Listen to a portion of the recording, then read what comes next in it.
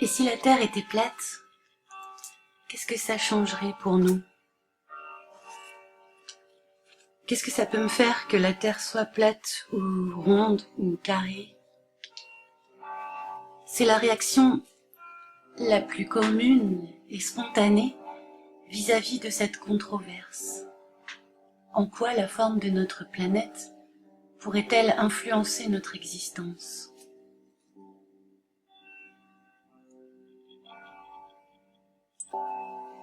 En tant qu'être humain, nous nous qualifions à partir de notre capacité de conscience réflexive,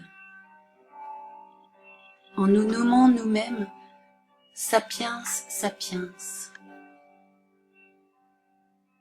Et à la différence des animaux, nous sommes doués d'un sens métaphysique.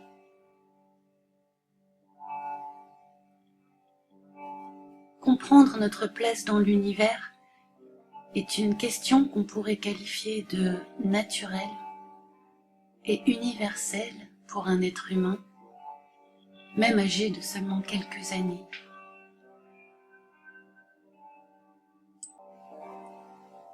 Il se trouve que le modèle géocentrique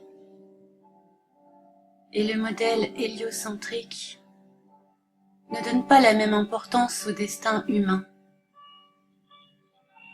et par répercussion à notre vie quotidienne, à la raison de notre existence.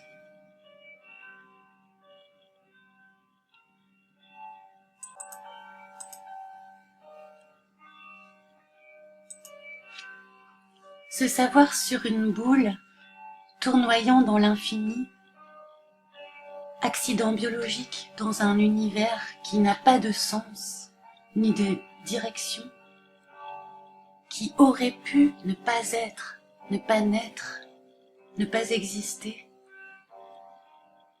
est tout à fait différent que de se savoir évoluant dans un monde artefact à notre mesure, créé pour nous, où nous hériterions d'une responsabilité de premier plan.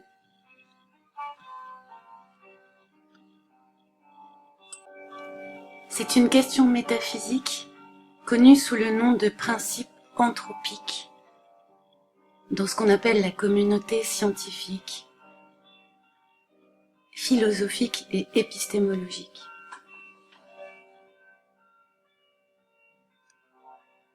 C'est un principe selon lequel les observations de l'univers doivent être compatibles avec la vie consciente qui l'observe.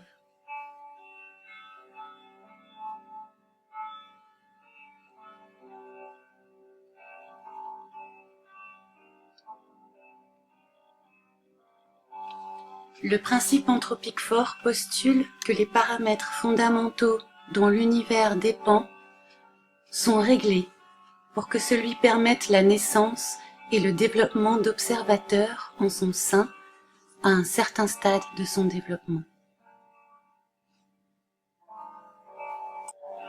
On peut arguer que c'est par orgueil que les hommes se sont placés jadis au centre du cosmos, ou considérer que c'est précisément l'orgueil qui leur permet de croire que la science actuelle détient toutes les clés de l'univers, et seulement celle-ci. On peut penser que c'est pour se consoler de la souffrance, de l'absurdité, de l'existence et de la mort que l'humain a inventé Dieu, ou de considérer que le désespoir qui caractérise notre époque moderne est au contraire le résultat d'une disparition graduelle de la transcendance, de la spiritualité dans notre existence, ou à la fois toute puissance et impuissance caractérisent l'individu. Notons que si nous partons du côté de l'orgueil, d'un côté comme de l'autre, nous nous bornerions à émettre des jugements de valeur et prêter des intentions unilatérales au cœur humain, qui, quand il rechercherait quelque chose, rechercherait seulement son intérêt plutôt que la vérité. Or, il existe des personnes qui recherchent la vérité contre leurs propres intérêts si nécessaire.